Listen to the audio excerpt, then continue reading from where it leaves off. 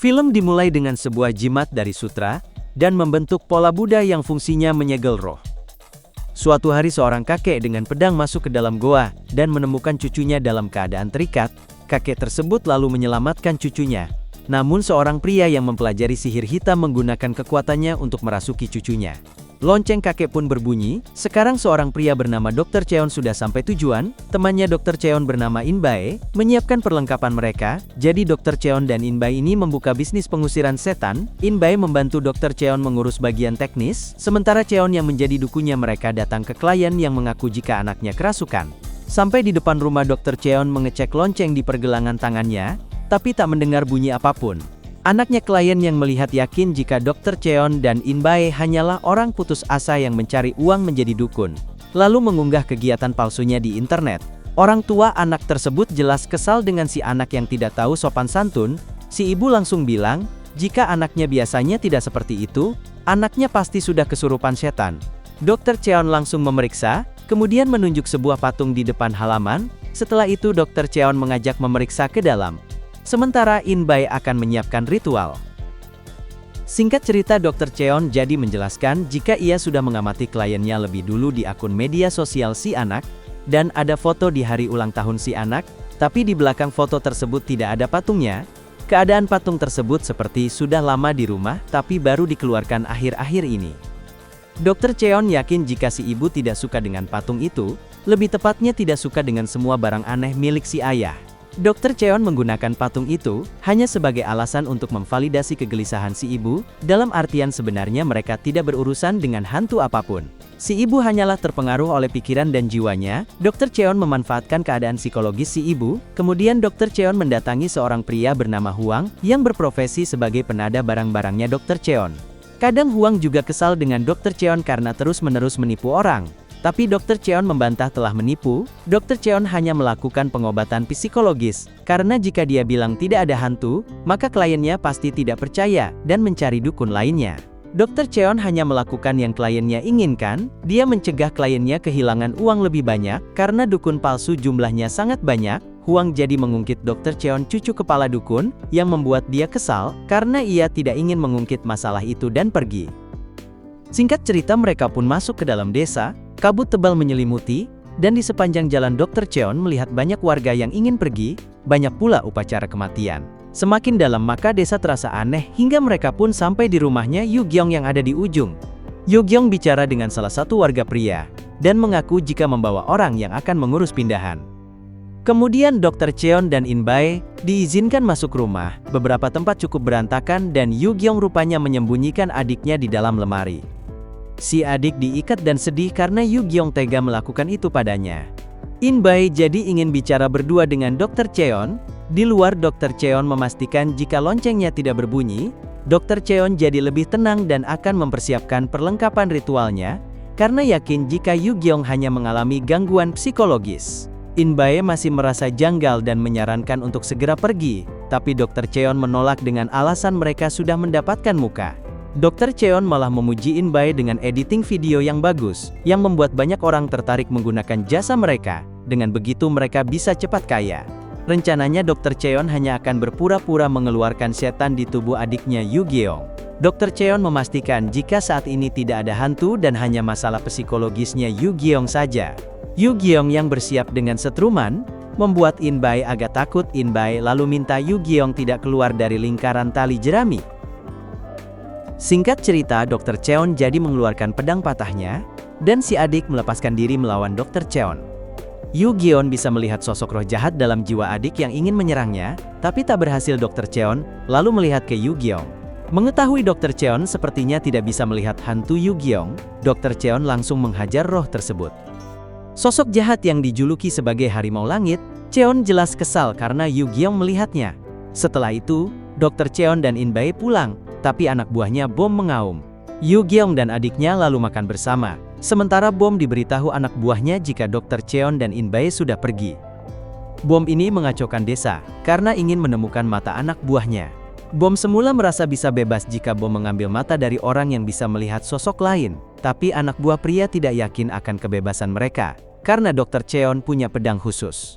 In-bae lalu menemui Huang, dan menjelaskan tingkah Dr. Cheon yang aneh tadi.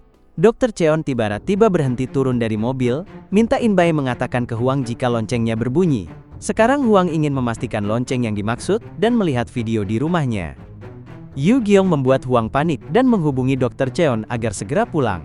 Tapi Dr. Cheon malah mematikan telepon, yang membuat Huang jadi bersiap membawa drum.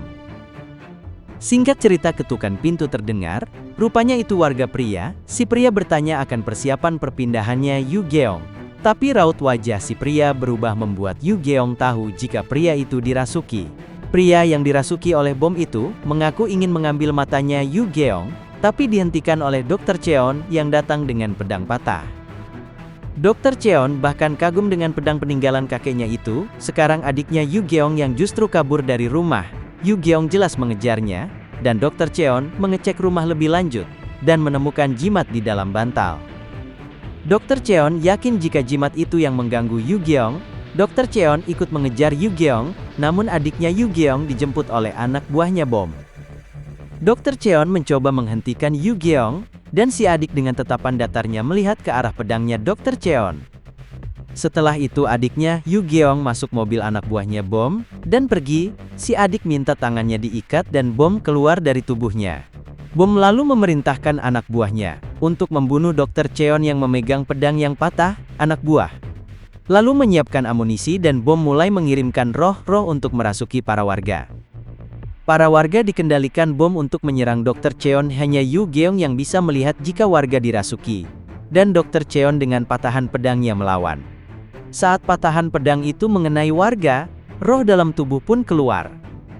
Singkat cerita, Dr. Cheon yang kerasukan bom menikam kakek, tapi rupanya, kakek sudah bersiap dengan jimat. Kakek lalu mengeluarkan jimat tersebut untuk menjebak bom dengan pedang. Spirit ritual yang menusuk jimat itu, bom yang bersembunyi tersegel, namun bom mencoba melawan membuat pedang patah. Di keadaan tersebut, bom yang masih tersegel rantai jadi kesempatan kakek untuk menyelamatkan adiknya, Dr. Cheon, dan bom yang tidak bisa memegang patahan pedang yang tertinggal menggunakan pedang miliknya membelah jimat, sehingga belenggunya terlepas, dan kakek yang kabur ditikam. Untungnya berkat sebagian jimat dan potongan pedang kakek yang tertinggal menciptakan kutukan yang mengikat membat gunung di utara dan gunung di selatan, jadinya bom terkurung di desa kecil itu. Sejak saat itu bom berusaha mati-matian untuk menyingkirkan jimat kakeknya Dr. Cheon. Tapi sampai sekarang belum berhasil, karena jimat kakek sama dengan tulisan jimat yang mereka bawa. Meski disobek jimat tetap berfungsi, dan saat dibakar jimat justru kembali utuh. Dan untuk mengetahui isi tulisan jimat yang mereka bawa hanya Yu Geong yang bisa melihat inti dari tulisan tersebut. Yu Geong dengan mata batinnya pun berhasil melihat tapi tidak mengerti. Dewi Surgawi jadi menyarankan Yu Geong menuliskannya di pasir, dan setelah bacaannya benar maka jimat pun terbakar. Anak buahnya bom juga ikut terbakar, tapi masih selamat. Dewi Surgawi bilang jika target utama dari bom sebenarnya adalah Yu Geong, si adik hanya pancingan saja. Dr. Cheon pun berniat untuk menyelesaikan tugas kakeknya dan menyegel bom selamanya, tapi Dewi Surgawi merasa Dr. Cheon tidak akan mampu melawan bom yang sekarang sudah menjadi setengah dewa. Dr. Cheon akan berusaha menyatukannya kembali jimat yang terbelah dengan potongan pedangnya. Dewi Surgawi pun akhirnya memberitahu di mana letak jimat yang terpotong menyebutkan nama gunung. Singkat cerita, pagi harinya Dr. Cheon dan yang lain merencanakan tujuan selanjutnya. Mereka harus menyatukan potongan yang Dr. Cheon temukan ke potongan lainnya, karena desa itu terletak di antara dua gunung utara dan selatan, jadinya Dr. Cheon tahu kemana lokasi selanjutnya. Anak buahnya bom yang melihat kehebatan Dr. Cheon jadi ingin pergi, bahkan mengajak anak buah wanita ikut bersamanya.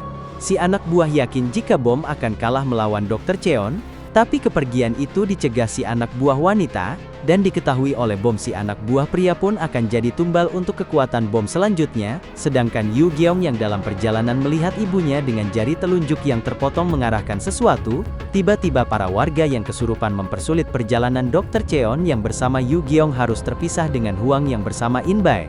Warga pria dengan tubuh besar mencoba menghentikan Dr. Cheon yang terus melaju, tapi mobil lain menabrak mereka. Warga pria mulai menyerang Dr. Cheon, dan Yu Geong juga ingin dibawa pergi.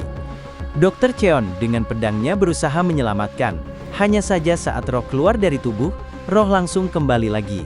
Ketika Dr. Cheon diseret menjauh, anak buahnya bom menyetrum Yu Geong dan membawanya pergi. Dr. Cheon mencoba mengejarnya, tapi percuma. Dr. Cheon lalu memasukkan pedangnya, dan pola dengan cahaya emas muncul seolah-olah memanggil kekuatan dari dimensi lain. rantai besi, lalu keluar, dan mencari bom yang kabur ketakutan, tapi percuma bom tidak bisa lepas dari segel yang teramat kuat. Bom ditarik hingga ke dinding batu, tak ada daya untuk melawan, hingga bom tak lagi berkutik, tubuhnya pun tumbang, rohnya berhasil tersegel. Setelah itu, mereka mengantarkan Yu-gyeong dan adiknya pulang. Dr. Cheon juga berharap kehidupan Yu-gyeong ke depannya baik-baik saja, dan cerita film pun selesai.